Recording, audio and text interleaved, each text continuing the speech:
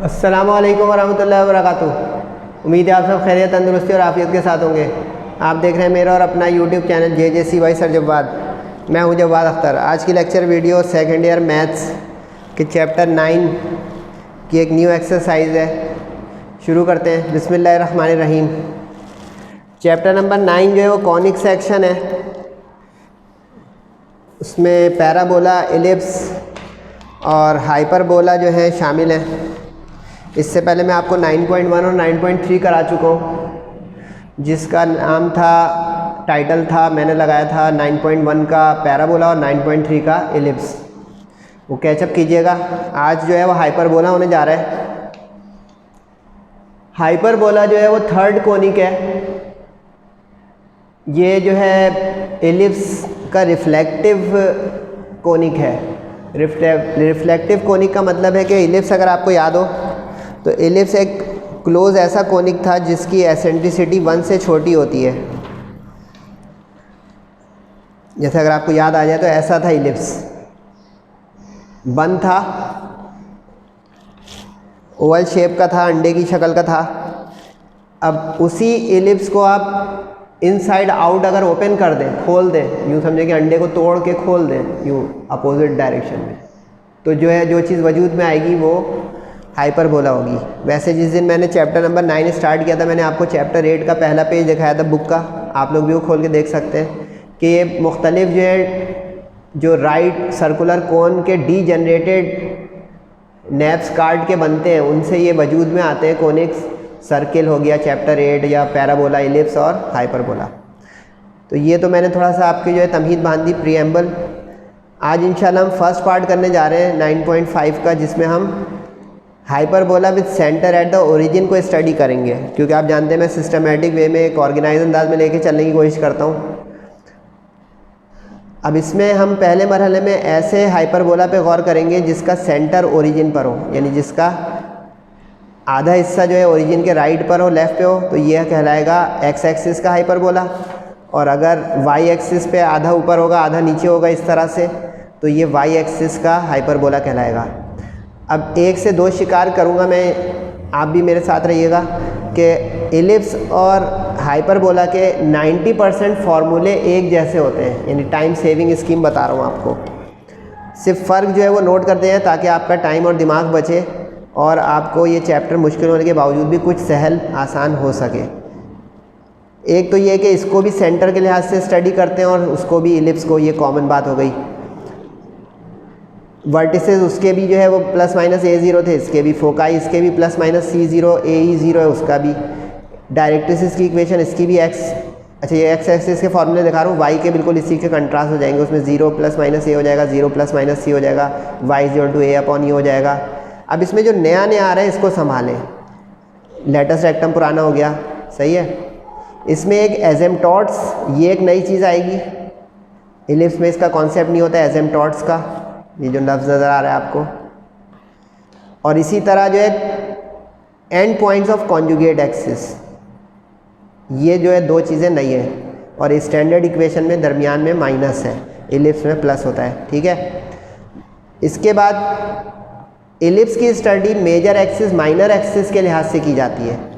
Hyperbola की study transverse axis, यानी नाम को डिस्टिंग्विश करने के लिए और कोनिक को डिस्टिंग्विश करने के लिए है कि उसके मेन एक्सिस को हम मेजर एक्सिस कहते हैं और उसका जो कंट्रास्ट होता है उसको माइनर। इसमें ट्रांसफ़र और कॉन्जुगेट कहलाता है। यानी कि अगर एक्स एक्सिस पे ये हाइपरबोला ओपन है तो हम इसको कहेंगे इसका ट्रांसफर्स एक्सिस, यानी कि ये इसका ट्रांसफर्स एक्सिस हो गया एक्स एक्सिस। समझे कुछ? और जो इसका कंट्रास्ट एक्सिस हो गया हम वाई, तो वो हो जाएगा इसका कॉन्जुगेट एक्सिस।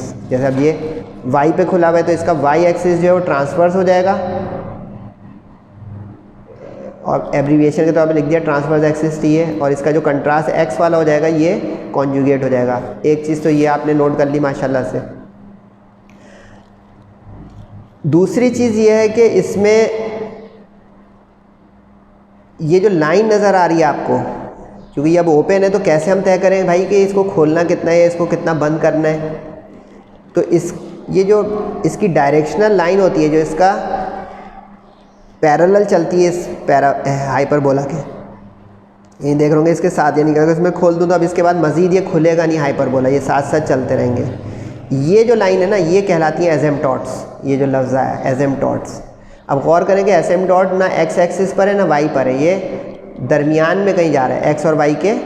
तो इसकी अगर आप लोगों ने मेरे साथ चैप्टर 7 पढ़ा हो तो इसकी इक्वेशन में आपको एक्स वाई दोनों दिखेंगे बैकवर्ड, जो कि इस बात का सबूत होगा कि ये एक्स वाई पे इंक्लाइंड है लाइन, ये और ये दो हैं। तो इसलिए देखिए इसमें हर फॉर्मूले में दो दो है, यानी इसके वर्टिसेस भी दो हैं, जैसे एलिप्स के होते हैं इसके फोकाई भी दो हैं, जैसे एलिप्स के दो होते हैं। इसकी डायरेक्ट्रिसेस, अच्छा अब इसकी डायरेक्ट्रिसेस जो है वर्टेक्स के पीछे जैसे एलिप्स की होती है, इसमें भी पीछे, लेकिन वो पीछे लग रहा होगा कि अंदर की तरफ है, क्योंकि ये जो है इसकी डायरेक्ट्रिक्स है, ये एक्स और एक्स डैश। अब डायरेक्ट्रिसेस भी दो हैं। अब आखिरी चीज़ बताऊँ, फिर क्वेश्चंस पे जाते हैं। एसेंट्रिसिटी इसकी 1 से बड़ी होती है। अब तीनों की समरी बना लें क्योंकि ये आखिरी कोनिक है। इसके बाद हम इसके एक सेंटर अदर देन ओरिजिन वाली एक पार्ट करेंगे पार्ट 2 लेक्चर में, आज पार्ट 1 लेक्चर है। उसके बाद इंशाल्लाह हम 9.246 तेज़ी से करेंगे क्योंकि वो टेंजेंसी और नॉर्मेलिटी के क्वेश्चंस वाले, यानी इन्हीं कोनिक्स के टेंजेंट नॉर्मल के क्वेश्चंस जो आसान लगेगी आपको, ये मेन एक्सरसाइज है 9.135। अब इसमें ये जो एसिम्पटॉट हो गया, एसेंट्रिसिटी पे मैं बात कर रहा था, एसेंट्रिसिटी 1 से बड़ी है। एसेंट्रिसिटी एक रेशो है, मैंने आपको इलिप्स के टाइम पे बताया था कि एसेंट्रिसिटी एक रेशो कहते हैं जो उसके फिक्स पॉइंट फोकस से किसी पॉइंट को, जैसे पी एक्स वाई एक पॉइंट तस्वुर कर लें ये, और फिक्स लाइन जिसको डायरेक्ट्रिक्स कहते हैं वो। अब अगर आपको नज़र आ रहा हो ये मंज़र, तो ये फासला ज़्यादा नज़र आ रहा है पी एफ का, यानी ये, और अगर इसका मैं अब रेशियो लूँ, ये लाइन जो हमारी नज़र आ रही है डायरेक्ट्रिक्स को अगर लाइन एल कह दूँ तो पी एल, ये 1 से बड़ा नज़र आ रहा होगा आपको। यानी कि अगर इसको मैं देसी तरीके से समझाऊँ कि ये फासला ज़्यादा नज़र आ रहा है और ये फासला कम, तो ज़्यादा को कम से डिवाइड कर दें, लार्जर वैल्यू को स्मॉलर वैल्यू से डिवाइड कर दें तो क्या होगा, ग्रेटर देन 1 आएगा। तो ये तो इसके थ्योरी हो गई। अब ज़रा ये फार्मूला लिस्ट और एलिप्स के फार्मूले 90% जो सेम है वो रिवीजन का काम करेंगे, ये माइनस ध्यान रखिएगा। और फिर हम क्वेश्चन की तरफ जा रहे हैं माशाल्लाह से। कोशिश करूँगा कि मैं शुरू के क्वेश्चन में थोड़ा टाइम लूँ, फिर बाकी तेज़ी से, क्योंकि आप मेरा तरीका समझ चुके होंगे जो मेरे साथ होते हैं कि सर बेस बनाने के लिए थोड़ा शुरू में लगाते हैं टाइम, उसके बाद तेज़ी से निकलते हैं कि रिवीजन आना शुरू हो जाता है। 9.5 का पार्ट 1 है, पेज नंबर 335 336 पे आपको ये एक्सरसाइज भी मिल जाएगी, बुक सामने रख ले तो और अच्छा हो जाएगा। क्वेश्चन नंबर 1, ये जो है सारे देखें सेंटर एट द ओरिजिन के क्वेश्चन हैं, सेंटर एट द ओरिजिन, जो भी मैंने आपको जो है थ्योरी दिखाई। अब अदर देन वाले हम सारे अगले पार्ट 2 में इंशाल्लाह करेंगे। अब इस क्वेश्चन 1 में ना पहले ही बता दूँ, जितने भी पार्ट है ना उसमें कंडीशन बदल दी जाएगी, एक ही काम करना है, इक्वेशन हमें बनानी है। तो अब आपने ये तो समझ लिया कि इक्वेशन बनाते कैसे हैं भाई। अगर मेरे पास ए और बी आ जाए तो इक्वेशन इज़ डन, ए और बी आ जाए तो इक्वेशन इज़ डन, ठीक है। सिर्फ इसमें जो बारीकी आएगी एक कि एक्स और वाई को हम ट्रांसफ़र तय कैसे करेंगे, आइडेंटिफाई कैसे करेंगे, उसका ध्यान रखिएगा ज़रा, फिर ये क्वेश्चन आसान हो जाएंगे। अब पहले क्वेश्चन की कंडीशन में दिया है transverse and conjugate axis are 16 and 12 respectively, यानी ट्रांसफर्स एक्सिस की लंबाई जो है, लेंथ जो है वो 16 है और कॉन्जुगेट की 12 है। तो जिसको हम मेजर एक्सिस कहते थे ना इलिप्स में, वही नाम यहाँ पे ट्रांसफर्स एक्सिस होगा। तो देखें 1 से 2 शिकार हो गए, उसकी लेंथ वहाँ 2a होती थी, इसकी यहाँ 2a हो गई। और कॉन्जुगेट जिसको यहाँ हम कह रहे हैं वहाँ उसको माइनर एक्सिस कहते थे, वहाँ उसकी 2b होती थी, यहाँ इसकी 2b हो जाएगी। इससे a और b आ जाएगा। गेम समझ में आना शुरू हुई। a और b की हमें तलाश है, ये है ऑर्डर ऑफ द डे, क्योंकि a और b अगर आ गया तो हर सवाल क्वेश्चन 1 का पार्ट हो जाएगा इंशाल्लाह। के इक्वेशन चाहिए, इक्वेशन के लिए ये 2 अननोन्स हैं, इसको साइड पे लिखना मोटा मोटा। Equation of hyperbola with centre at origin के लिए ए और बी चाहिए। समहाउ हम निकालने में कामयाब हो गए तो क्वेश्चन डन, तेज तेज होते जाएंगे, छोटे छोटे क्वेश्चन लगेंगे। सिर्फ ए बी तक पहुंचने में आपको बस ध्यान रखना है कैसे पहुँचे। अब ट्रांसवर्स एक्सिस 16 दिया हुआ है, उससे ए आ जाएगा क्योंकि ट्रांसवर्स एक्सिस का फॉर्मूला बता दिया 2a, ठीक है। 2a 16 कैंसिल होकर हो गया a 8। अब a 8 जो आ गया, इससे आप फ़ौरन समझ सकते हैं कि a स्क्वायर जो है वो 64 आ गया। कॉन्जुगेट एक्सिस 12 दिया हुआ है, कॉन्जुगेट एक्सिस का मतलब 2b से क्रॉस मल्टीप्लाई से ये कैंसिल होकर 6 यानी b आ गया। तो इसका मतलब हम कहेंगे b स्क्वायर, इस 6 का स्क्वायर क्या होता है बच्चों 36, कहेंगे b स्क्वायर भी आ गया। Question done. क्यों? क्योंकि अब ऐसी इक्वेशन जिसका सेंटर ओरिजिन पर हो हाइपरबोला की और ट्रांसवर्स एक्सिस अलोंग, ये लिखना बहुत ज़रूरी है, शुरू में ही बता दूँ कि अगर ये आपने आइडेंटिफाई नहीं किया एक्सिस और करते गए सवाल तो नंबर कट सकते हैं। सेक्शन बी के क्वेश्चन है ये, एक एक नंबर के। भाई तुम्हें आइडेंटिफाई कैसे हुआ कि ये जो है हाइपरबोला किस एक्सिस का है, उसके बगैर फार्मूला। अब यहाँ पे ये देखना, अगर वाई स्क्वायर पॉजिटिव साइड पर है, देख रहे हैं ये पॉजिटिव है, और अगर एक्स पॉजिटिव होता तो उससे ये इसका एक्सिस से होता है। जैसे इलिप्स की सेटिंग ये होती थी कि ए बी से बड़ा हो तो जिसके नीचे ए बड़ा होगा वो एक्स एक्सिस या वाई का रिस्पेक्टिव इलिप्स हो जाएगा। इसमें देखें, इसमें फ़र्क है क्योंकि बीच में माइनस है ना, ओपन होने की वजह से माइनस हो गया फॉर्मूला।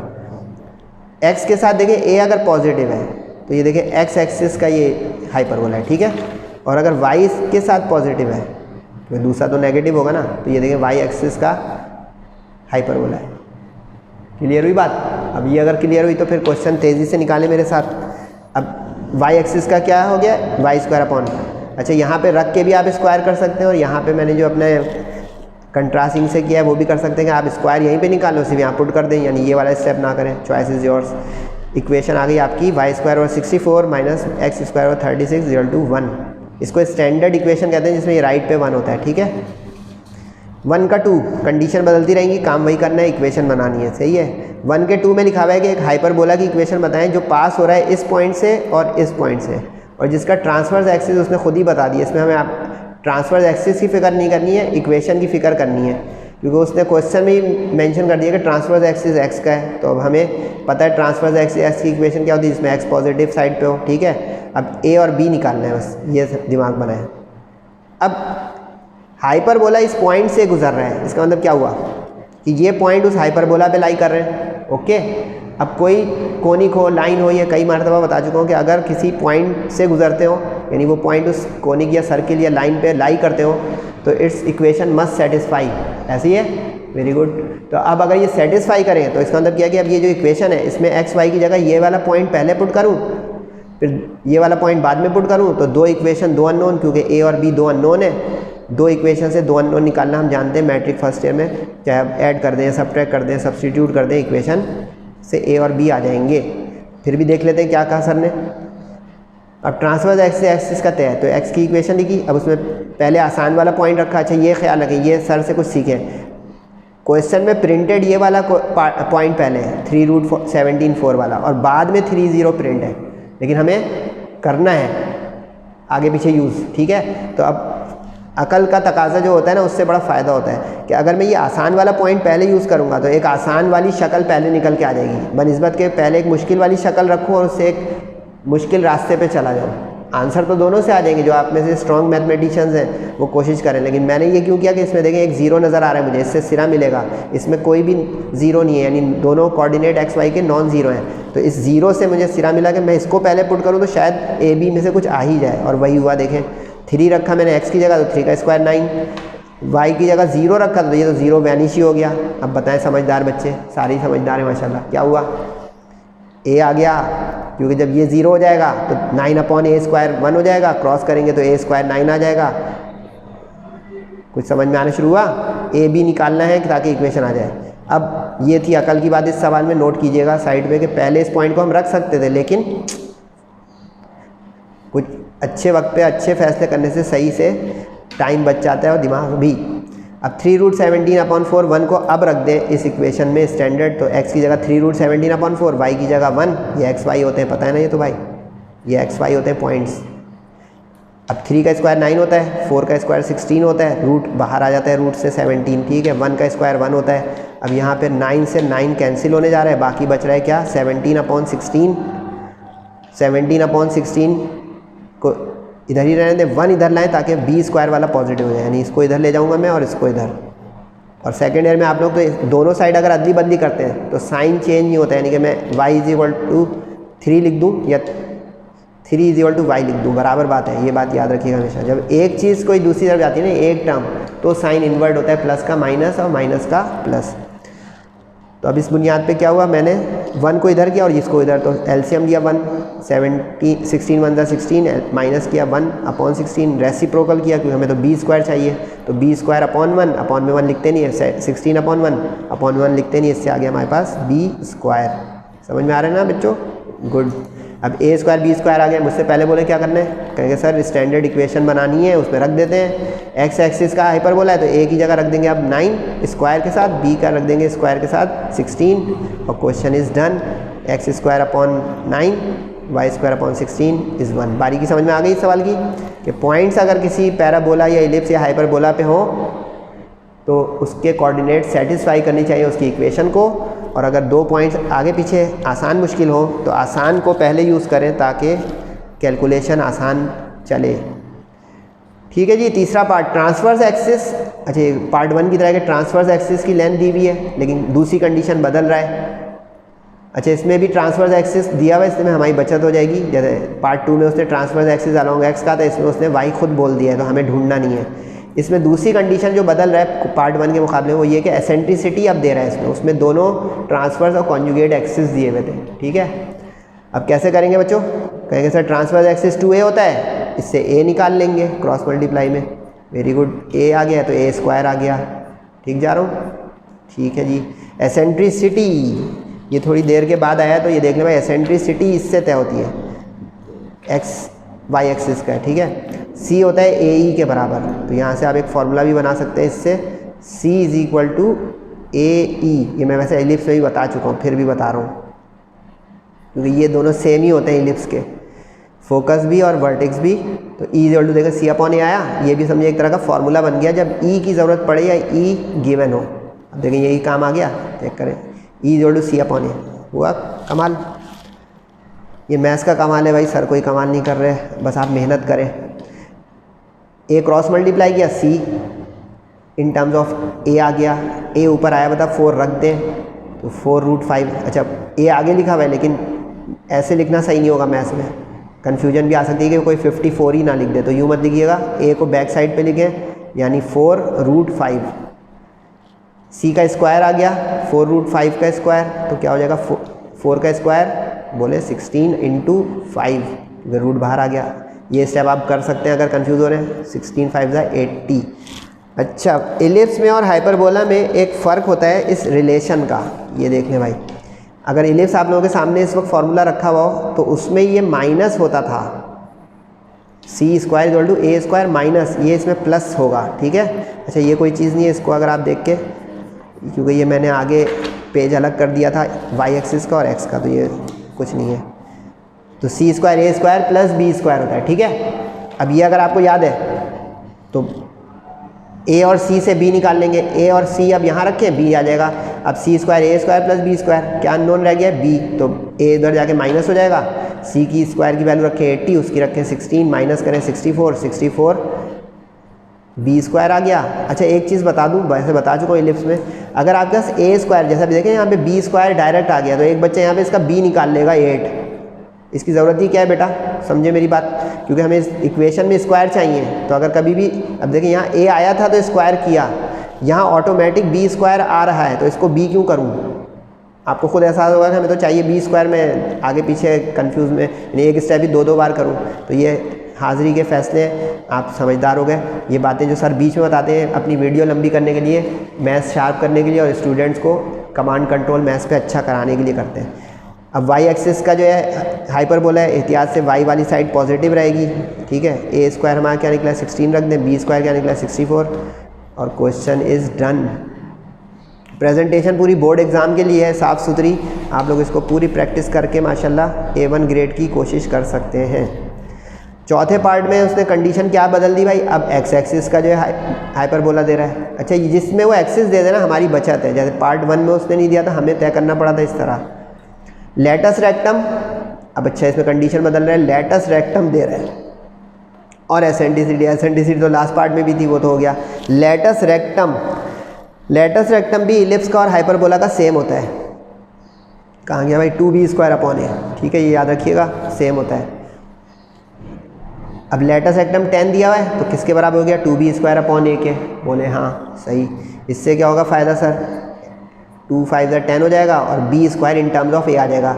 अब ये सवाल फंस गया क्योंकि a b दोनों अननोन है तो इक्वेशन 1 देनी पड़ी। रास्ता बनेगा एसेंट्रिसिटी की कंडीशन 2 से, एसेंट्रिसिटी 3/2 है यानी e 3/2 है, एसेंट्रिसिटी का सिंबल e है। ठीक है, e होता है c अपॉन ए, लास्ट क्वेश्चन बता दिया। अब सी अपॉन ए हो गया हमारा 3/2, ठीक है। यहाँ तक क्रॉस करें तो ए उधर चला जाएगा तो 3/2 ए, हमें चाहिए स्क्वायर तो सी स्क्वायर हो गया 3 का स्क्वायर 2 का स्क्वायर 9/4 और ए स्क्वायर। अब फ़ायदा क्या होगा सर, फ़ायदा ये होगा कि हम इस सी को और इस बी को, क्योंकि आप देखेंगे सी भी इन टर्म्स ऑफ ए आ गया और बी भी इन टर्म्स ऑफ ए आ गया है, जब इस रिलेशन में रखेंगे, जो आपको अभी बताया था बहुत कीमती रिलेशन है, पक्का रखिएगा, बहुत काम आता है, इलिप्स में माइनस के साथ और हाइपरबोला में प्लस के साथ। इससे ए का सिरा मिल जाएगा, ए आ जाएगा तो इसमें रख देंगे, बी आ जाएगा।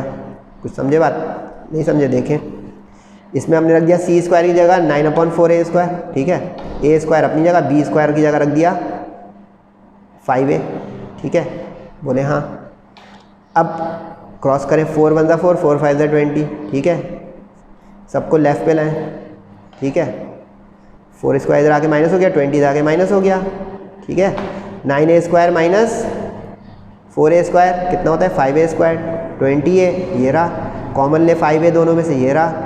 अब यहाँ ज़रा ध्यान रखिएगा, एक स्टूडेंट कह रहा होगा सर ए ज़ीरो कहाँ गया, ओ भाई ए लेंथ है, अगर वो ज़ीरो हो गई तो हाइपरबोला ही ख़त्म हो गया, समझे पॉइंट। यानी हम यहाँ पे फैक्टराइजेशन की प्रैक्टिस नहीं कर रहे हैं, ये वाला डिस्कार्ड हो गया, या यूँ समझे कि 0/5a होकर ख़त्म हो गया, सही है, नॉट एक्सेप्टेबल। ये उनके लिए बता दिए जो परेशान हो रहे थे कि सर ने बड़ी खामोशी से एक ज़ीरो फैक्टर को उड़ा दिया।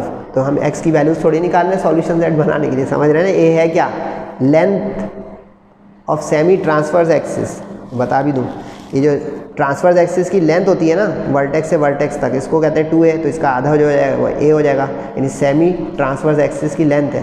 तो length can never be zero, सही है, ज़ीरो हो गई तो यानी वो चीज़ वैनिश हो गई, ख़त्म हो गई, है ही नहीं, ओके हो गया। इसलिए सिर्फ a-4 से a निकलेगा, तो इससे a आ गया 4, तो a स्क्वायर आ गया 16। अब a को 4 यहाँ रख दें तो 4 5 ज़ा 20 से आ गया b स्क्वायर। अब ये हमारा a स्क्वायर आ गया और ये हमारा b स्क्वायर आ गया। क्वेश्चन हो गया दी एंड। कैसे, एक्सिस क्या है, x एक्सिस, तो पॉजिटिव साइड पे अब x लेंगे। अब तो याद होना शुरू हो गया होगा माशाल्लाह आप लोगों को, कि फॉर्मूले भी याद हो गए और सर ने जो बताया उससे फ़ायदा हो रहा है। अब वैल्यू रख दें, a स्क्वायर को 16 और b स्क्वायर को 20। Question is done. Question number 1 का 5, इसमें 5 पार्ट ही है गालिबा, इसके बाद दूसरा सवाल शुरू हो जाएगा। 1 के 5 में उसने कंडीशन बदल दिया, फोकस दिया हुआ है और डायरेक्ट्रिक्स। अब देख रहे हैं ये सवाल इस पार्ट में सबसे अच्छा है, क्यों, क्योंकि इसमें हमें ट्रांसफर्स एक्सिस को तय करना है। पिछले 3 पार्ट 9 से देख रहे थे, पार्ट नंबर 2 3 4, उसमें उसने ट्रांसफर्स एक्सिस y x खुद लिख रहा है। अब इसकी चेकिंग ये होती है कि फोकस का कोऑर्डिनेट x पर है और डायरेक्ट्रिक्स x की है, तो इसका मतलब है ये x एक्सिस का हाइपरबोला है। ये पॉइंट समझ गए कि अगर हमें तय करना हो तो कैसे तय करेंगे। देखें ये x के जितने हाइपरबोला होंगे ना उसके, ये देखें वर्टिसेस x पर होंगे, फोकाई x पर होंगे, डायरेक्ट्रिक्स x पर होगी, सही है। सिर्फ एजेम्पटॉट्स अलग चीज़ है, इसको देखें नहीं, सब कुछ इसका जो है x पे चल रहा है, इससे तय हो गया कि ये x एक्सिस का है। अब डायरेक्ट्रिक्स का फॉर्मूला क्या होता है बच्चों, a/e, ठीक है। ये फार्मूला लिस्ट आप सोच रहे होंगे सर बार बार फार्मूला लिस्ट क्यों दिखाते हैं, पढ़ाते रहे बस आगे। मैं चाहता हूँ आपको पक्का हो जाए और आप भी ये फार्मूला लिस्ट अपने सामने रखेंगे तो लगेगा कि पुट एंड गेट के सवाल आते हैं। लेकिन काइंडली इन फार्मूलों को याद कीजिएगा, मुझे याद है, मैं आपको दिखाने के लिए, आपको रिमाइंडर देने के लिए जो है ये दिखाता हूँ।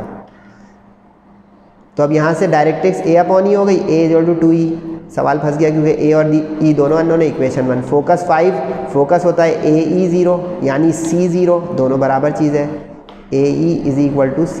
तो इसलिए अब हम इसको यहाँ पे ae वाला ले लेते हैं, क्योंकि ae वाले से और ae वाले से साइमल्टेनियस, वरना अगर c वाला ले लेंगे तो 2 अननोन हो जाएंगे, c और बोले c भी हो जाएगा, a भी हो जाएगा, e भी, बल्कि 3 हो जाएंगे। तो 2 अननोन के लिए अभी इसको डील करते हैं, ae वाले से 5 को, तो ae 5 हो गया, इससे e आ गया 5/a।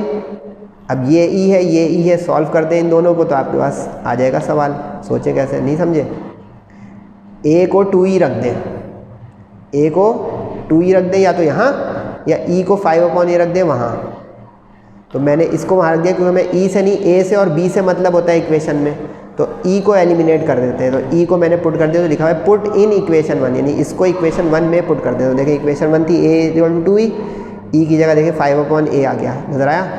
इससे क्या हुआ फ़ायदा सर, a उधर cross multiply, a² 5 × 10, a square की वैल्यू ही आ गई भाई। अब देखिए ये सब है मैथ्स की तेज़ी और समझने की बात कि सर e को इसमें रखें, आप a को इसमें रख देंगे तो क्या होगा, e आ जाएगा पहले, जबकि हमें ई की ज़रूरत नहीं है, तो वो साइड लाइन चीज़ थी तो इसलिए उसको पहले ख़त्म कर दिया। आपका गलत नहीं होगा, आप रख दें ई निकालें, ई को रखें दोबारा ए निकालें, लंबा हो जाएगा सवाल थोड़ा। तो C = AE 5 था। अब देखें, अब C लिख रहा हूँ, क्यों? क्योंकि C और A की मदद से आ जाएगा आपका B, ये रिलेशन याद आया ना। तो अब C = AE में हम रख देते हैं 5, तो 5 = AE। अब AE कितना है भाई? 5 है, वो रख दिया तो C की वैल्यू ही 5 आ गई। तो समझिए C = 5, समझ रहे कुछ? यानी यही AE के बराबर है 5 और यही C के बराबर है। एज द केस में भी रिक्वायरमेंट, पीछे रिक्वायरमेंट E वाली थी तो वो चला लिया, आगे चल के C की रिक्वायरमेंट है, उसी को C कह दिया। कंफ्यूज नहीं होगा, ये एक ही चीज़ होती है फोकस में दो तरह से, C0 AE 0। अब C आ चुका है, C² 25 होकर, और इधर A² आ चुका है, दोनों को रख दें B² आ जाएगा। C² 25 रखा, A² 10 रखा, माइनस किया तो आगे जनाब 10। माइनस इसलिए किया भाई कि उधर जाके A माइनस होगा ना, ओरिजिनल फॉर्मूले में AB प्लस है। अब इक्वेशन अलॉन्ग x एक्सिस, इसकी वजह समझ में आ गई? x एक्सिस कैसे? यूँ, transverse axis along x axis because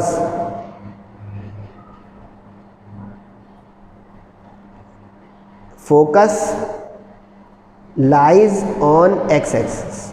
या फेयर भी कर सकते हैं कि सर डायरेक्ट यहाँ जाके लिखेंगे तो कहेगा कि कहाँ से फिर तय हो रहा है तुम्हें, तो ये ऊपर की तरफ लिख लेंगे ट्रांसवर्स एक्सिस x एक्सिस पे, इसलिए बिकॉज फोकस हमारा, दोनों की वजह देख सकते हैं, एक वजह सफिशिएंट है कि focus is on x, therefore equation of transverse axis is on x। ठीक है, दोनों का रीज़न देना जरूरी नहीं है, एक का सफिशिएंट है, ये फेयर हो गया, समझिए गया।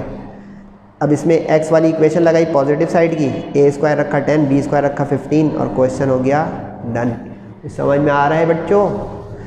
Very good. ओहो, ख़त्म नहीं हुआ, इसमें बहुत सारे पार्ट हैं भाई, 6 पार्ट भी है। एसेंट्रिसिटी, अच्छा पिछले सवाल की नकल है, आप लोग मुझसे आगे चले हैं। एसेंट्रिसिटी फोकस प्रैक्टिस करवा रहे हैं, इसमें भी एसेंट्रिसिटी फोकस, उसमें डायरेक्ट्रिक्स बस दी हुई थी तो कहें फोकस वाले हिस्से से करेंगे। एसेंट्रिसिटी 2 पार्ट में कर चुके हैं। एसेंट्रिसिटी E होती है, सही है, फोकस AE होता है जो कि C के बराबर होता है, पिछला पार्ट। तो AE अभी हम शुरू में लेंगे, आगे चल के उसको C बना देंगे। AE हो गया 8, ठीक है। अब यहाँ पे आसानी है थोड़ी, क्योंकि E हमारे पास आ गया है बना बनाया सवाल में से 3। अब एसेंट्रिसिटी को 3 इसमें रख दे तो A आ जाएगा। तो A × 3 = 8, अपॉन में चला गया स्क्वायरिंग की तो A² की वैल्यू आ गई। ये बारीकी नोट कर ली ना कि सर ये क्या कर रहे हैं कि सॉल्यूशन है बस उसको पढ़े जा रहे हैं, रीडिंग कर रहे हैं। नहीं बेटा, ये भी समझ ले, सॉल्यूशन पहले से आपके लिए करता हूँ कि वीडियो में ज़्यादा समझाऊँ, उसको रीडिंग थोड़ी कर रहा हूँ, कहानी की किताब की तरह समझा रहा हूँ कि ये क्या किया, क्यों किया, कैसे किया। बाकी आप लोग की राय है कि आप कह रहे हैं कि सर रीडिंग कर रहे हैं, तो यू हैव अ राइट। अब C भी इसी के बराबर था तो C हो गया 8, तो अब C 8 का मतलब AE, ठीक है। तो C की वैल्यू जब आ गई 8 तो स्क्वायरिंग फ़ौरन यहाँ से रख के C² आ गया। अब इस रिलेशन में रख के C को और A को स्क्वायर तो आ जाएगा B², जैसे लास्ट क्वेश्चन में था। C² हो गया A² + B² ओरिजिनल रिलेशन, और B चाहिए तो A माइनस हो गया। अब रखें C² को 64। अब यहाँ LCM ज़रा ध्यान से लेना है आपको। 64 9 कैलकुलेटर में डालेंगे आप, 64 × 9 तो आपकी स्क्रीन के कैलकुलेटर पे आ जाएगी 576। माइनस करेंगे ये आ जाएगा, तो B² थोड़ा तगड़ा सा आ गया इस दफ़ा, क्योंकि आमतौर पे अपॉन में नहीं आता है AB, लेकिन अब आ गया A² भी B² भी। लेकिन डरे नहीं, समझने वाले लोग समझ जाएंगे। अब x एक्सिस का, अच्छा इसमें भी आप ऊपर की तरफ लिखेंगे x एक्सिस कैसे तय हुआ। Transverse axis along x axis, ये फेयर वक्त है, सिंस या because focus is on the x axis या lies on the x axis.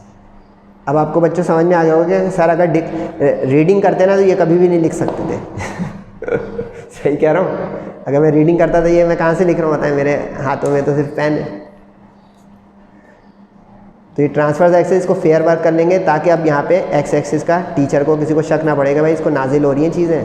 तो अब x एक्सिस वाला ट्रांसवर्स रखा, इसमें थोड़ी एक स्टेप ज़्यादा हुआ क्योंकि 9 को रेसिप्रोकल, फिर इसकी इक्वेशन आएगी। यानी इससे क्या सीखा कि अगर कभी A और B में से कोई भी एक या दोनों अपॉन में आ जाए तो उसको अरेंज करके रेसिप्रोकल करके स्टैंडर्ड इक्वेशन हाइपरबोला की बनाएंगे। समझ में आ रही है बातें? गुड।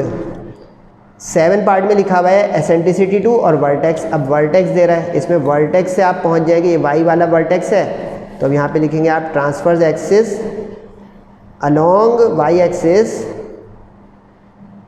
बिकॉज या सिंस, अब क्या है vertex, vertex lies on the बोले वाई एक्सिस। गुड, कि चूँकि वर्टेक्स अब वाई एक्सिस के ऑर्डिनेट पर आ रहा है।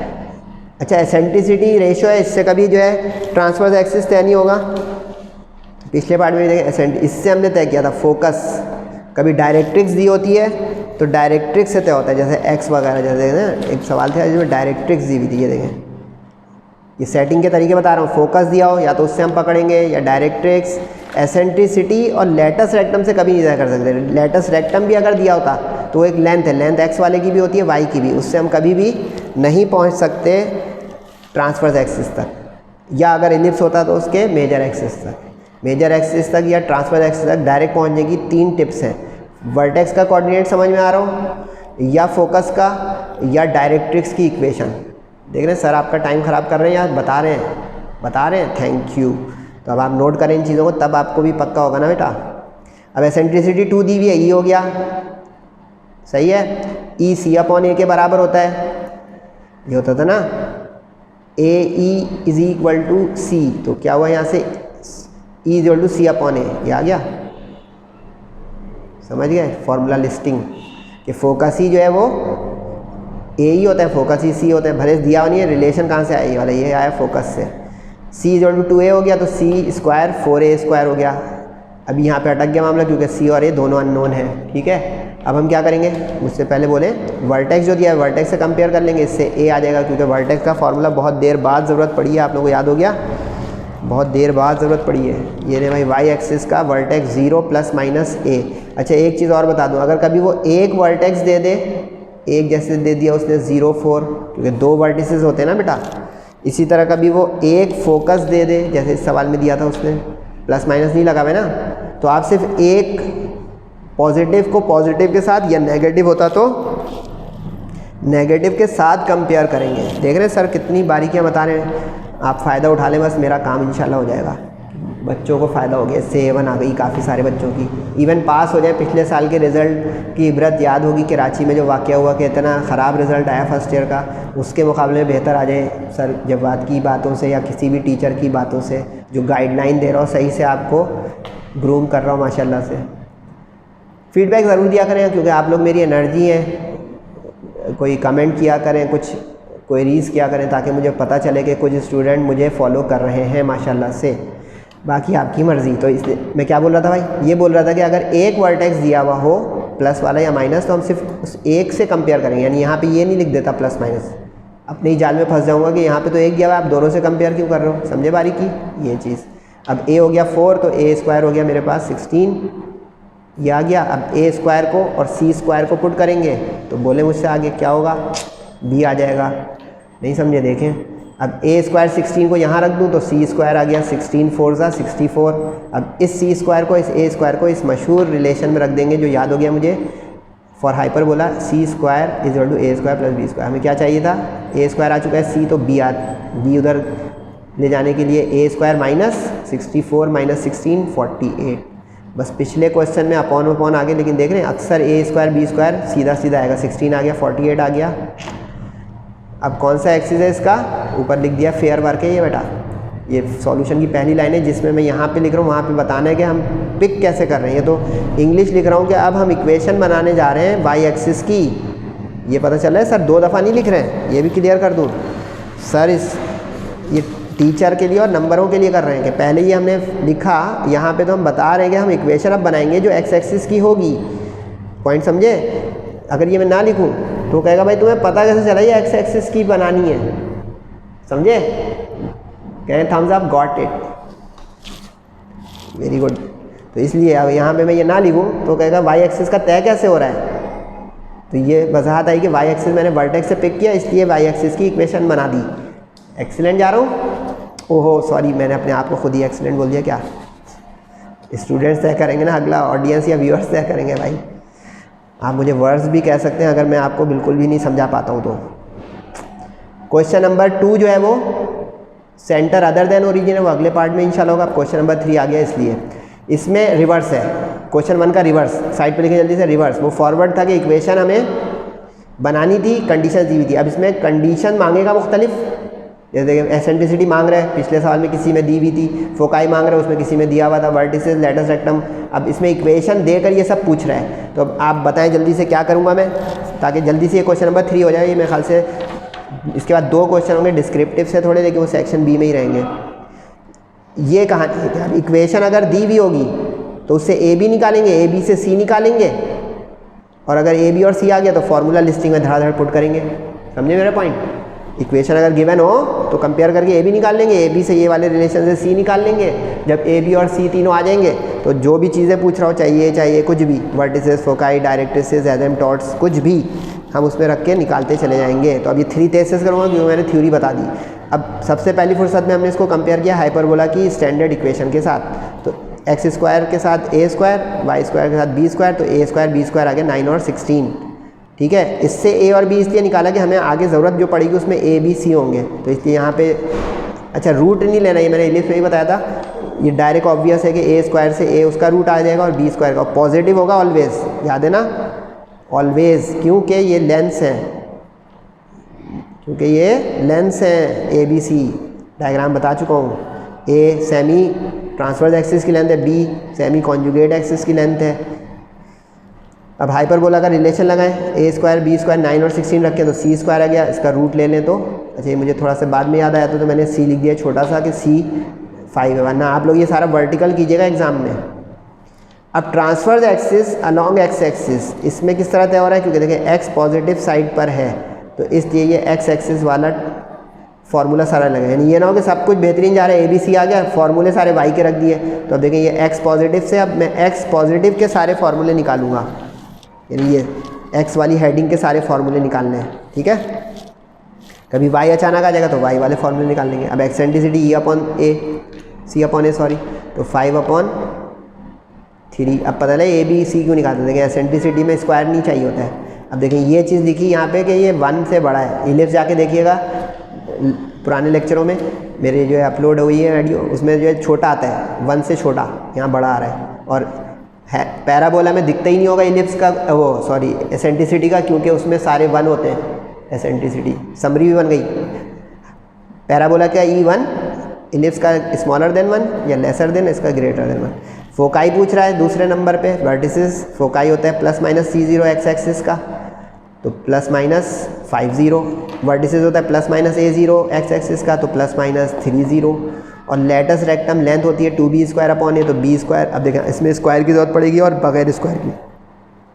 स्क्वायर वाला उठाएं b स्क्वायर 16 और बगैर स्क्वायर वाला a3, 16 2 32/3। इसके साथ यूनिट लिख दीजिएगा क्योंकि latus rectum is the length. ये भी बता दूं लेटस रेक्टम होती क्या भला है भाई। लेटस रेक्टम जो है ना, ये लाइन सेगमेंट होता है जो फोकस से गुजरते हुए किसी कोनिक को 2 पॉइंट्स पे ज्वाइन करे, ये लेटस रेक्टम होता है। नज़र आ गया आप लोगों को? यहाँ वाला नहीं बना रहा हूँ, उसमें पहले ही मैंने इतना कुछ बनाया हुआ है, इधर से दिखा दिया कि 2 होंगे, यहाँ पे 1 होगा, एक यहाँ पे। इसी तरह अगर वाई एक्सिस का बना दूंगा तो ये फोकस से गुजरता हुआ ये जो होगा ना, ये लेटस रेक्टम होगा। LR शॉर्ट फॉर्म में लिख दिया। इसी तरह ये फोकस से गुजरता हुआ जो होगा परपेंडिकुलर टू द एक्सिस होता है, परपेंडिकुलर टू द एक्सिस होता है, सही है। यानी इसका वाई एक्सिस है ना, तो हमेशा लेटस रेक्टम उस पर परपेंडिकुलर होगा। देखिए इसका एक्स एक्सिस है, लेटस रेक्टम इस पर परपेंडिकुलर है। सर ने मज़ीद आपका टाइम ख़राब कर दिया, सॉरी फॉर दैट। तो latus rectum is the length 32/3 units. Decimal not allowed, decimal में मत कीजिएगा, सही है। 3 का 2। इसमें इक्वेशन आप देखें y की तरफ पॉजिटिव है, मुझसे आगे दौड़े जल्दी जल्दी। सिर्फ स्क्रीनशॉट ले लें तो आपकी मर्ज़ी है, लेकिन मेरी आवाज़ भी थोड़ी सुन लेंगे तो कुछ हो सकता है फ़ायदा। अब y square upon 5 x square, इससे y स्क्वायर अपॉन वाला का a स्क्वायर कंपेयर हो गया, तो 5 और 4 आ गया। इसका रूट हो गया, इसका परफेक्ट स्क्वायर हो गया, क्योंकि रूट 5 तो स्क्वायर नहीं है ना किसी का।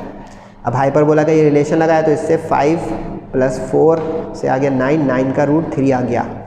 अब चूंकि इसमें वाई स्क्वायर पॉजिटिव साइड पर है तो इसलिए हम कहेंगे ये वाई एक्सिस का हाइपरबोला है। अब एसेंट्रिसिटी तो सेम फार्मूला रखती है, लेकिन ये देखें स्विच होगा 0c plus minus 0 plus minus a। ये पक्का कर लेंगे एसेंट्रिसिटी का फार्मूला एक्स वाई दोनों के लिए सेम होता है, लेटेस्ट रेक्टम का एक्स वाई दोनों के लिए सेम होता है। पक्का हो गया। और ये वाला रिलेशन एक्स वाई के लिए दोनों के लिए सेम होता है। पक्का हो गया, गुड। तो 0 प्लस माइनस सी आया था 3, 0 प्लस माइनस ए आया था प्लस माइनस √5 के साथ, और बी स्क्वायर क्या आया था भाई 4, गलती ना हो बस पुट सही कीजिएगा, 4 और उधर √5, 4 2 8 अपॉन √5। चाहे तो इसकी कॉन्जुगेटिंग कर सकते हैं आप, ये आपके पास चॉइस है कि denominator should be free from radical, कि मल्टीप्लाई एंड डिवाइड बाई किया तो नीचे वाला पेयर बन के बाहर आ गया, ऊपर वाला रूट में ही रह गया। ये ऑप्शन एक है अगर चाहें तो। सही है जनाब। 2 का 3। अच्छा ये सवाल अच्छा है इस क्वेश्चन का, ये पहले प्रैक्टिस कीजिएगा। वजह बता दूं, ये देख रहे हैं आप, ये स्टैंडर्ड बना बनाया सवाल था। देख रहे हैं ये स्टैंडर्ड बना बनाया सवाल था। सर आपको कैसे पता चल रहा है? क्योंकि मैंने बहुत टाइम लगा दिया है आप लोगों का।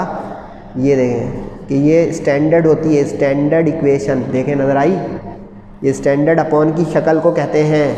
तो इसलिए सर को पता चला कि इसमें पहले हमें स्टैंडर्ड बनानी होगी, स्टैंडर्ड बनानी होगी, समझे बात। तो अब देखें इसमें पहले हमें स्टैंडर्ड इसको बनाना पड़ेगा। कैसे बनाएंगे सर? वही ट्रिक जो मैंने एक दिन एलिप्स में बताई थी, फॉलो कीजिएगा। 1 को उधर करेंगे ताकि 1 आ जाए वहाँ पे स्टैंडर्ड का, तो पहले 1 उधर ले गए तो ये तो माइनस हो जाएगा। ओहो ये क्या हो गया? एक्स वाई को उधर ले जाए ताकि 1 इधर ही पॉजिटिव रहे, समझे गेम। अब ये देखें ये वाला स्टेप मेरी नकल ना करें, अपनी मैथ्स अच्छी करें। इसका मतलब ये नहीं है सर की मैथ्स ख़राब है। मैं बच्चों की तरह किया था कि बच्चे कहते हैं यार किसको उधर ले गए किसको इधर ले गए, तो मैंने 1 को इधर किया। आप 1 को इधर ही रहना, ये उधर ले जाए तो देखो वाई स्क्वायर प्लस हो जाएगा, एक्स स्क्वायर वाला माइनस हो जाएगा। समझ रहे मेरे बात? देखिए यही पहुँचे, वाई स्क्वायर उधर जाके प्लस हुआ, एक्स स्क्वायर उधर जाके माइनस हुआ, और लिखा हुआ यूँ है 1 is equal to y square minus 9x square. तो आप समझ रहे हैं मैं जो मैं थोड़ी देर पहले बताया था y = 3 या 3 = y बराबर। तो लेकिन ये लिख दें ये, क्योंकि दोनों साइडें इंटरचेंज कर दिया हमने। लेकिन अगर हजम नहीं हो रहा है तो ये करें, पहले 1 को उधर ले जाएं, फिर चेंजिंग द साइन करें तो माइनस का प्लस हो जाएगा, प्लस का माइनस हो जाएगा, माइनस का प्लस हो जाएगा। ये नोटवर्दी बात है कि 1 should be positive so that we can compare, because the standard equation of hyperbola has 1 on the right hand side as well as ellipse has standard equation with 1 on the right hand side. ये -1 नहीं होना चाहिए, ना 1 के अलावा कुछ होना चाहिए, तो 1 बनाने के लिए किया, ठीक है।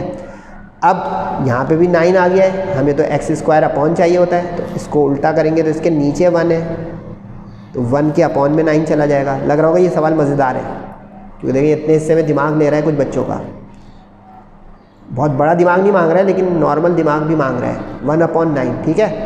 अब हम इसको अब कंपेयर कर सकते हैं, देखिए अब कंपेयर कर सकते हैं। इसके नीचे 1 है, a स्क्वायर 1 आ गया, ये b स्क्वायर 1/9 आ गया, इससे 1 का रूट 1 ही होता है, 1/9 का 1/3 होता है, सही। अब इस रिलेशन को यूज़ करें, 9 1 9 एलसीएम के साथ 10/9, 10 का रूट हो गया और 9 का परफेक्ट स्क्वायर 3 हो गया। अब चूँकि इसका पॉजिटिव साइड y स्क्वायर है तो इसलिए इसका ट्रांसवर्स एक्सिस हो गया अलॉन्ग y, तो y के फॉर्मूले रखना शुरू करें। 0 + -c क्या था? √10/3, ये भाई वर्टेक्स 0 ± a था 1। आप सोच रहे होंगे ये क्यों नहीं बता रहे हैं, क्योंकि ये तो पक्का ही हो गया ना कि एसेंट्रिसिटी चाहे x का फॉर्मूला चाहे y का सेम हो, c/1, फिर भी देख लें भाई √10/3 और a/1 लिखते ही नहीं है, ऑटोमेटिक 10/3 आ गया। अच्छा ये एक चीज़ बता दूं, आज मैं आपके लिए कैलकुलेटर भी लाया हूँ, इलिप्स में नहीं लाया था, पिछले में एक आया था 5/3 है। देखिए 5/3 करेंगे ना 1 से बड़ी गिनती आएगी, देखिए SD दबा दिएगा, नहीं देखा है 1.66, यहाँ पे देखिए √10 ठीक है डिवाइडेड बाई 3, फ्रैक्शन आ जाएगा ना, तो ये SD जो डिलीट से ऊपर वाला बटन है दबा दिया करें, 1.05 देखा। चेकिंग इज़ चेकिंग, सर ने फिर टाइम ख़राब किया कि सर आंसर आ रहे हैं, चेकिंग वेकिंग को कर रहे हैं। भाई आप लोग A1 लेना नहीं चाहते क्या? बता दें, ये उसी वक्त इम्तिहानी कमरे में चेक करें, वहीं आपके 4 मार्क्स खड़े हो जाएंगे माशाल्लाह से कि हमने चेक करके बाहर आए हैं।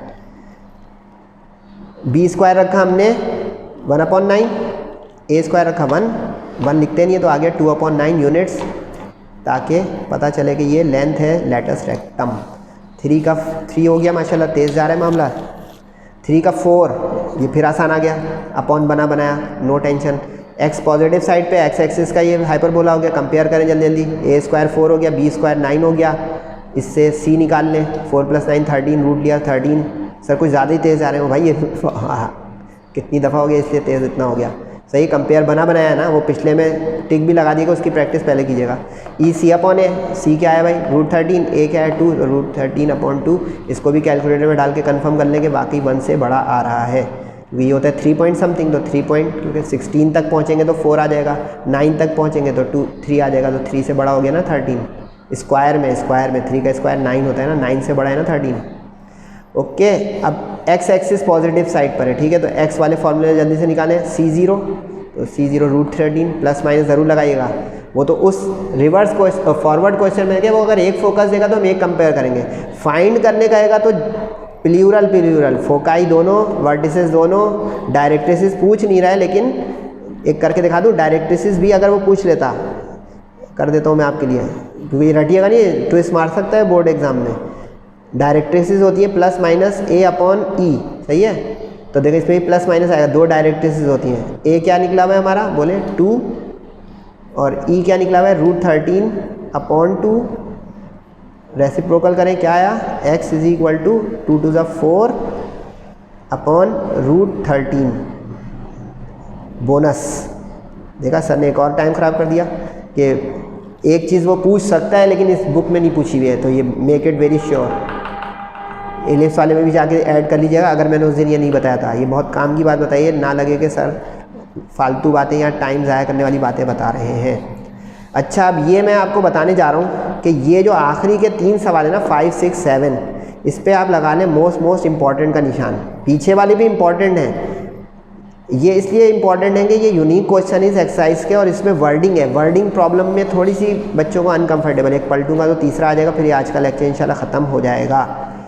5 तो सबसे ही इम्पॉर्टेंट है, ये मैं 3 टिक भी लगा दूँ इस पर। क्यों? क्योंकि इसमें आपको कुछ ऐसी चीज़ें दिखेंगी जो अभी तक नहीं दिखी हैं आज के लेक्चर में, और आगे भी ना दिखें शायद। एसिम्पटोट्स आ गया इतने देर के बाद, और ये सरप्राइजेस जो होते हैं ना, बोर्ड का टीचर बिल्कुल तैयार रहता है कि यार बच्चे इस तरफ ध्यान नहीं कर रहे होंगे, क्योंकि देखो उसमें एसेंट्रिसिटी बार बार आ रही है, लेटर सेक्टम बार बार आ रहा है, फोकाई वर्टिसेस बार बार आ रहे हैं, वो तो भाई ख्वाब में भी आ रहे हैं। ये अचानक से आएगा ना, ये दिमाग में कहीं कोने में चला जाएगा, गुम हो जाएगा या भूल जाएंगे हम, तो ये हो गई बारीकी। अब आ जाए सवाल पे, find the equation of rectangular hyperbola. Rectangular hyperbola की थ्योरी लिखें भाई, रेक्टेंगुलर हाइपरबोला की थ्योरी लिखें। ये ले भाई, rectangular hyperbola, special note, rectangular hyperbola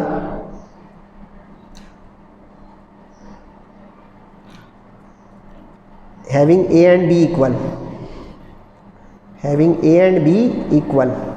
rectangular hyperbola एक ऐसा हाइपरबोला होता है जिसका a और b बराबर हो, इसी को इक्विलेटरल हाइपरबोला भी कहा जाता है। इक्विलेटरल हाइपरबोला इसी को ही कहते हैं। इसकी पहचान होती है इसका a और b बराबर हो, यानी इसको अगर ड्रॉ करेंगे ना कभी तो एक जैसी चौड़ाई आ जाएगी उसकी। इसमें आप देख रहे हैं किसी में भी a और b बराबर नहीं आ रहा है, जितने भी क्वेश्चन किए जाके देखिएगा a छोटा बड़ा आ रहा है, यानी कि उसमें कोई भी रेक्टेंगुलर हाइपरबोला का सवाल नहीं था, उसमें कोई भी रेक्टेंगुलर हाइपरबोला का सवाल नहीं था। रेक्टेंगुलर हाइपरबोला में a और b बराबर होते हैं। गिवन हो तो हम लेके चलेंगे, फाइंड करना हो तो रख देंगे, पुट कर देंगे, समझे बारीकी। देखा सर जो है काम की बात लाए ना एंड में जाने से पहले। अब इसमें क्या किया उसने कहा हुआ है, वर्टिसेस 4 0 दिए हुए, तो वर्टिसेस a0 से हम पहुंच गए 4 0 तक, तो यहाँ a आ गया हमारे पास, ठीक है। इक्वेशन ऑफ पूछ रहा है तो इक्वेशन इसमें भी a और b ही चाहिए होता है, ये नहीं कि कोई आसमानी चीज़ है हाइपरबोला वो जो होता है रेक्टेंगुलर, उसका a b बराबर होता है, तो इसमें a निकल आएगा तो वही b हो जाएगा, ये बचत होती है। अब देखिए a आया तो इसी में मैंने इंग्लिश लिख दी कि रेक्टेंगुलर हाइपरबोला का a b बराबर है तो a² b² के बराबर आ जाएगा, समझे। बस थ्योरी याद रखिएगा कि rectangular hyperbola is also called equilateral hyperbola having a and b equal, सही है। अब इसके अंदर ना ये मत लिखिएगा कभी x² upon a² minus y² upon b² = 1, पूछे क्यों? क्योंकि जब a और b बराबर है तो ए स्क्वायर बी स्क्वायर बराबर है, बोले हाँ। तो जब ए स्क्वायर बी स्क्वायर बराबर है तो x square upon a square minus y square upon a square equal to 1 है, बोले हाँ। तो ए स्क्वायर एलसीएम लेंगे तो 2 का एक ही आएगा एलसीएम ए स्क्वायर, यानी ये भी 2 होता है ये भी 2 होता है, 2 ही आता ना एलसीएम। तो देखें इसकी स्टैंडर्ड इस तरह याद कर लें, इसको भी फार्मूला लिस्टिंग में चाहें तो लिख सकते हैं कि रेक्टेंगुलर हाइपरबोला अगर होगा तो इसकी स्टैंडर्ड इक्वेशन हो जाएगी, स्टैंडर्ड इक्वेशन इसकी हो जाएगी क्या, स्टैंडर्ड इक्वेशन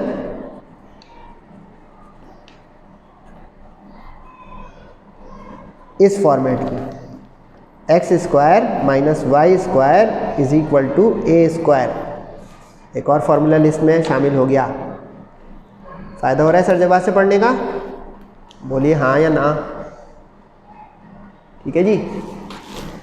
तो इस बुनियाद पर ये जल्दी से ख़त्म हो गया पहला पार्ट, लेकिन इसमें बहुत कुछ पूछ रहा है वो। यहाँ तक का तो हो गया कि रेक्टेंगुलर हाइपरबोला की इक्वेशन बताएं, लेकिन ऑल्सो करके तो लाइन लगाई हुई है इसने सवालों की, also equation of asymptotes, equation of asymptotes भी बताएं इस रेक्टेंगुलर हाइपरबोला के। अब इक्वेशन ऑफ एसिम्पटोट्स ये होती हैं, वो जो बताया था ना वो रेगुलर हाइपरबोला की लिस्ट है, ये जो है ये रेगुलर हाइपरबोला है जिसका एक्स एक्सिस या वाई एक्सिस हो और रेक्टेंगुलर ना हो। ये स्पेशल इक्वेशन ये फॉर्मूले में लिखें, एसिम्पटोट्स रेक्टेंगुलर हाइपरबोला की एक्स स्क्वायर वाई स्क्वायर ये होता है। इससे क्या हुआ, देखा इसमें एक्स वाई दोनों आ गया ना, यानी ऐसा बनेगा, ये एसिम्पटोट होते हैं ये, यानी जो क्रॉस में बनते हैं ये एसिम्पटोट्स होते हैं। कभी मौका लग गया मुझे अगर बोर्ड एग्जाम से पहले तो मैं इंशाल्लाह आप लोगों को इलिप्स हाइपरबोला सर्कल ड्रॉ करना भी सिखाऊंगा, ताकि एप्टीट्यूड और ग्रेजुएशन लेवल में आपका फ़ायदा हो जाए। सही है जी। तो ये काम का सवाल है, इसको प्रैक्टिस कीजिएगा। ये फार्मूला लिस्ट बॉक्स में लिख दिया कि वहाँ पे फार्मूला लिस्ट की जगह ख़त्म हो गई है, तो यहाँ पे एक मैंने दिखा दिया। सही है। अब आ जाए जनाब भाई आखिरी 2 सवालों पे, ये भी इंपॉर्टेंट है लेकिन ये हल्का सवाल है, आखिरी भारी है। एसेंट्रिसिटी पूछ रहा है और एक रिलेशन दे रहा है कि लेटस रेक्टम जो है वो डबल है ट्रांसवर्स एक्सिस का, लेटस रेक्टम डबल है ट्रांसवर्स एक्सिस का। तो अब ऐसे में हम सपोज करेंगे, क्योंकि जो एसेंट्रिसिटी इज़ अ रेशियो, किसी भी एक्सिस का आप सपोज करेंगे आंसर आएगा, तो बेहतर होगा कि जब हमें खुद सपोज करना हो तो हम एक्स एक्सिस का सपोज करें, because eccentricity is a ratio. तो eccentricity will remain same irrespective of selection of axis, कि ट्रांसवर्स एक्सिस चाहे मैं एक्स का लूँ चाहे वाई का लूँ, eccentricity is a ratio, it will not change. आवाज़ आ गई तो मेक इट नोटेड। अब इससे तो जल्दी हो जाएगा अगर ये सपोजिशन पे काम है। लेटस रेक्टम डबल है ट्रांसवर्स एक्सिस का, तो लेटस रेक्टम डबल है ट्रांसवर्स एक्सिस का। लेटस रेक्टम होता क्या है, लिस्ट में देखें 2b स्क्वायर अपॉन ए, और ट्रांसवर्स एक्सिस होता क्या है 2a, तो इसको इधर रखें, लेटस रेक्टम 2b स्क्वायर और ट्रांसवर्स एक्सिस 2a, 2 से गया 2 कैंसिल, तो b स्क्वायर हो गया, क्रॉस मल्टीप्लाई कर से 2a स्क्वायर। अब रिलेशन c स्क्वायर का लिखें, उसमें b स्क्वायर को a स्क्वायर पुट करें, ये 2 + 1 3 करें, रूट लें। सर ये क्यों कर रहे हैं, क्योंकि एसेंट्रिसिटी पूछी है, एसेंट्रिसिटी c अपॉन a होती है, इसलिए c निकाला ताकि उस c को रख के और a को a रख के, क्योंकि a इज़ a कैंसिल हो जाए और एक गिनती में आंसर आ जाए जो कि 1 से बड़ा है, क्योंकि देखिए 1.732 होता है अगर कैलकुलेटर चला लें, जो कि 1 से बड़ा है। ये आसान सवाल है लेकिन इंपॉर्टेंट है क्योंकि इसमें वर्डिंग अच्छा है। इस वर्डिंग में चेंजेस कर सकता है कि transverse axis is half of, latus axis is double of के बजाय ट्रिपल या 3 टाइम्स ऑफ। तो एडजस्ट कीजिएगा इस इंग्लिश को मैथ्स बनाने में। आखिरी क्वेश्चन आज के लेक्चर का, लेकिन ये बड़ा इंपॉर्टेंट है, सेक्शन बी में भी आ सकता है, सी में भी।